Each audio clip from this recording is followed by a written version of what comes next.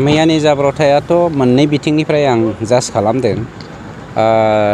जाय जाब्रबथायखौ जाजादों बे जाजानाय दोलोनिफ्राय बुंनाय बायदिब्ला बिसोरो बन खनसायबाय दंमोन होनदों। खिन्थु फरेस्ट डिपार्टमेन्टनिफ्राय होनाय स्टेटमेन्ट बायदिब्ला बिसोरो दंफां दानबाय दंमोन, दंफां हाखावबाय दङमोन। बेनिफ्राय थांनायावहाय हाग्राखौ प्रटेकसन होनो थांनायाव जोंनि फरेस्ट डिपार्टमेन्टनि मानसिफोरखौ डिस्टार्ब खालामनायाव आत्मरैखानि थाखाय बा जिउ रैखाथि होनायनि थाखाय ब्लेंक फायार होदोंमोन। हयथ' बिनि दारैनो जादों होननानै बिथांमोना बुंदों। अब्लाबो इनभेस्टिगेसननि गेजेरजों बाथ्राया रोखा जागोन। थेवबो दिनै नोंथांमोननि बे मिडियानि गेजेरजों आं मोनसे स्टेटमेन्टखौसो होनो नागिरदों। अन्नानै जोंनि रायजो राजाफ्रा सोरनिबा थुलुंगानायाव दंफां दाननाय, हाग्रा सिफायनायखौ बन्द' खालामनाया मोजां। गोदो जेराव दं बेयावनो थाबाय था। जों बेफोरबायदि थोंजोङै इभेक्सन खालामगोन होननानै बयखौबो इभेक्सन खालामा। एफआरसिनि आन्दाराव जायफ्रा हा मोननांगौ बिसोरो मोनखागोन आरो जायफ्रा मोना खिन्थु गोदोनिफ्रायनो दङ बेखौबो जों स्टाडि खालामगासिनो दङ मा खालामगोन। खिन्थु गोदानै जा इनक्रस खालामनाय बेवहाय जोङो अन्थाइनिख्रुइबो गोरासिन मोनसे खामानिखौ मावनो थांगासिनो दङ। नाथाय जायफोर आयेन बेरेखा हा दखल खालामगासिनो माने बुंनाय जादों जे बर'खौल' होखारो, गुबुन हारिखौ होखारा। बेनो पलिटिक्सआ। माने बिपिएफआ माबा मोनसे खामानि मावनो नागिरोब्ला कमिउनेल क्लेश खालामनो नागिरो। मोनफ्रोमबो माने इयारावनो थांनाय 17 बोसोराव कमिउनेल क्लेश खालामदों बेफोरबायदि बाथ्राखौ लानानैनो। इभेक्सना जायफ्रा आयेन बेरेखायै इनक्रस खालामदों बेखौ इभेक्सन खालामनायाव मा बर', सावथाल, बाङालि, हारसानि बाथ्रा फैनो हागौ। गासैखौबो इभेक्सन खालामगोन। बेवहाय बर'ल' नङा, जोङो नेपालिखौबो खालामगोन, जोङो आदिबासिखौबो खालामगोन, राजबंसिखौबो खालामगोन, सुत्रदरखौबो खालामगोन। रावखौबो जों निमाहा होनाय जानाय नङा। जोंनि फरेस्टखौ जों रैखाथि होखागोन। हाय, बर' फरायसाफोरनि थाखाय गियान स्रोतआ मोनसे गोजोनथाव सोलोंथाइनि राहा लानानै फैदों। नोंथांमोना गियान स्रोतनि राहाजोंनो लानो हागोन न'आव थानानै डिजिटेल मुगाजों डिजिटेल सोलोंथाइ। गियान स्रोतनि गेजेरजों नोंथांमोनहा बर' आयदानि मोनफ्रोमबो आयदाखौनो गोरलैयै मबाइल लेपटपनि गेजेरजों गियान स्रोत एपनि गेजेरजों सोलोंथाइ लानो हासिगोन। गियान स्रोतआ नोंथांनि सोलोंनायनि थाखाय जायखिजाया समावनो नोंखौ सोलोंनायाव मदद होगोन। डिजिटेल मुगानि गोदान सोलोंथाइ आदबाव रावनि सायाव जेबो जिंगासिनांगौ गैलिया। गियान स्रोतआ 9 आरो 10 थाखोनि फरायसाफोरा गावनि बिमानि राव बर' बिजोंजों लोगोसे गुबुन गुबुन रावफोरावबो सोलोंग्रोनो हासिगोन। गियान स्रोतआव फोरोंगिरिफोरा फरायसाफोरनि बुजिनायाव गोरलै जानायनि थाखाय ग्राफिक्स, एनिमेसन आरो मोगथाङारि गोबां बिदिन्थि लानानै बुजायनाय जागोन। आरो नोंथांनि ओनसोलाव इन्टारनेट गैया नामा? जानो हागौ नोंथांनि जायगायाव इन्टारनेटनि सुबिदाया मोजां नङा। अब्लाबो जिंगासिनांगौ गैयाजासे डिजिटेल बिजोंनि सोलोंनायाव नोंथांनि मबाइल आरो लेपटपआवनो सोलिबाय थागोन। गियान स्रोतआ बयनिबो थाखाय गुन गोनां सोलोंथाइ लानायाव गोरलै खालामदों। जोबोद खम बेसेनावनो गुन गोनां सोलोंथाइखौ। आथिखालसिमाव गियान स्रोतआव मोननो हानाय आयदाफोरानो जादों फारियै सानखान्थि, रांखान्थि, राजखान्थि, भुमखौरां, जारिमिन, मुवा बिगियान, रासायनारि बिगियान, जिबारि बिगियान, बिमा राव आरो इंराजि।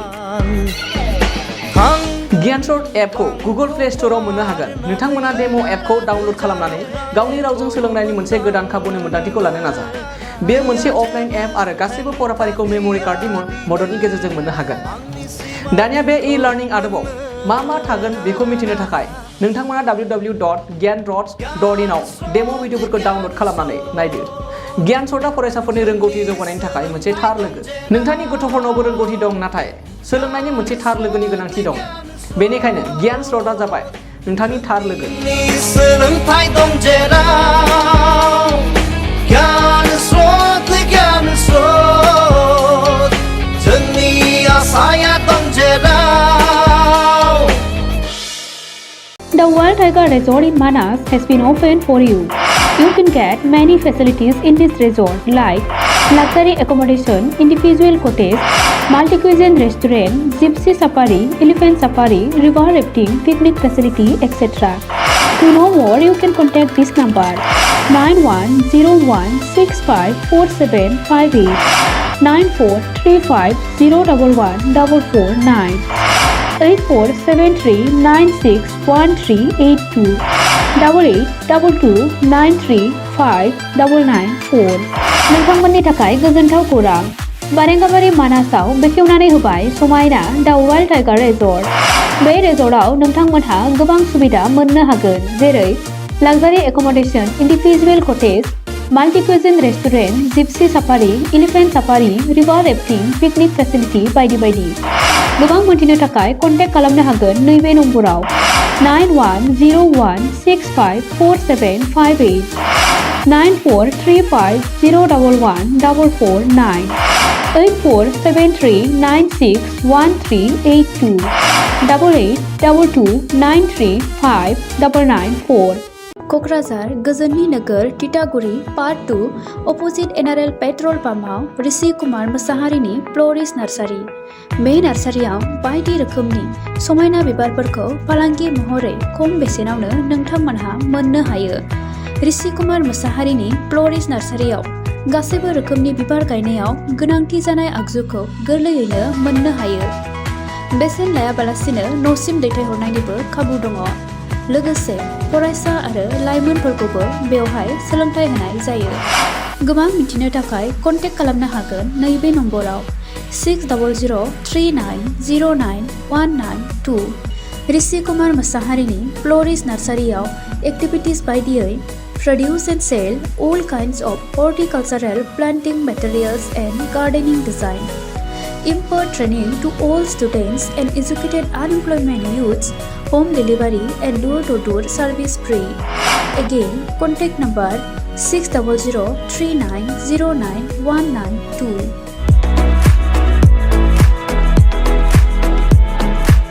मोनसे गोजोनथाव खौरां। गोजोननि नोगोर क'क्राझाराव थानाय बाजार इन्डिया आरो एमआरएम हस्पिटाल साखाथियाव बड'लेण्ड थेरापिस्ट सेन्टाराव थुब्ला ब्रह्मआ गुबुन गुबुन रोखोमनि सानाय सुनाय गोनां सुबुंफोरनि थाखाय फाहामथाय होनाय जायो। जेरै जान्जि सानाय, हान्थु सानाय, गोदोना सानाय, आदै सानाय, आफादावदै सानाय, जानजि जरा सानाय, खर' सानाय, सिनस्रि जरा सानाय, बैफोरबायदि सुबुंफोरनि सानायफोरखौ फाहामथाय होबोगासिनो दं। सोरबाफोर बे बेरामाव गोग्लैनाय सुबुंफोरा बे खाबुखौ लानो हागोन। गोबां मिन्थिनो थाखाय नैबे जानबुं नङाव फन खालाम 9974030738।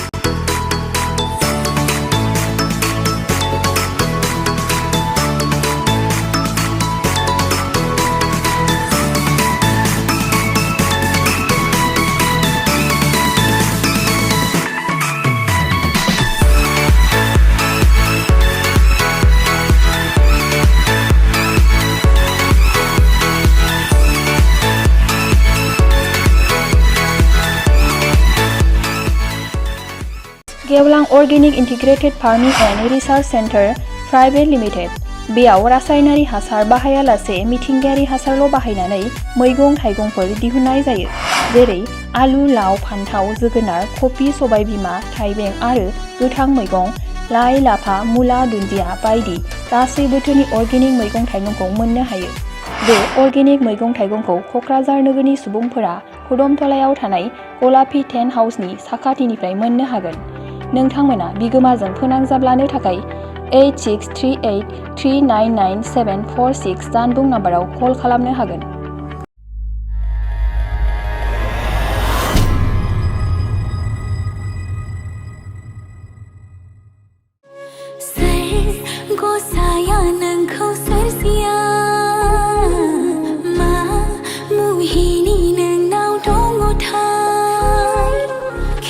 बर' एलबाम नायना मोजां मोनग्राफोरनि थाखाय गोजोनथाव खौरां।